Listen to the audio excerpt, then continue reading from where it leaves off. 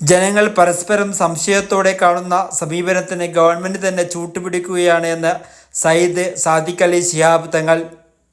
UDF Kalliasseri നിയോജക മണ്ഡലം മഹിളാ വിഭാഗം പൊതുയോഗം ഉദ്ഘാടനം ചെയ്ത് സംസാരിക്കുകയായിരുന്നു. കഴിഞ്ഞ 10 വർഷം ഇന്ത്യൻ ബഹുസ്വരതയിൽ മങ്ങലേൽപ്പിച്ചുകൊണ്ടാണ് കേന്ദ്രഭരണം കടന്നുപോയത്. ജനങ്ങളെ എങ്ങനെയെല്ലാം അകറ്റാമെന്നതിനായി നിയമനിർമ്മാണം നടത്തി വർഗീയ ചേരിതിരിവ് ഉണ്ടാക്കാനാണ് ശ്രമിച്ചുകൊണ്ടിരിക്കുന്നത്. അതുകൊണ്ട് തന്നെ 2024 തെരഞ്ഞെടുപ്പിനെ കുറിച്ച് എല്ലാവരും ബോധവാന്മാരാണ്. ഇതിനെതിരെ പ്രതികരിക്കുവാൻ വേണ്ടി ജനങ്ങൾ കാത്തിരിക്കുന്ന തെരഞ്ഞെടുപ്പാണ് ഇത് എന്നും അദ്ദേഹം കൂട്ടിച്ചേർത്തു.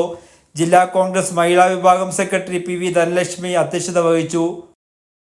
എങ്ങനെയെല്ലാം ജനങ്ങളെ അകറ്റാൻ പറ്റുമെന്നുള്ളതാണ്.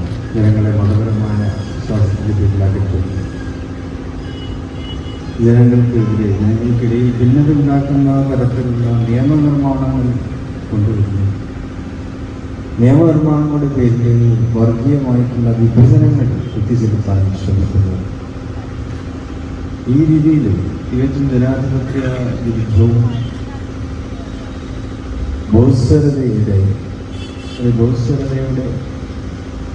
പ്രാധാന്യത്തെ വിലകുറച്ച് കാണിക്കുന്നതുമായിട്ടുള്ള സമീപനങ്ങളാണ് ഇന്നത്തെ ഇന്ത്യ പരിശീലനത്തോടെ നടത്തുന്നത്.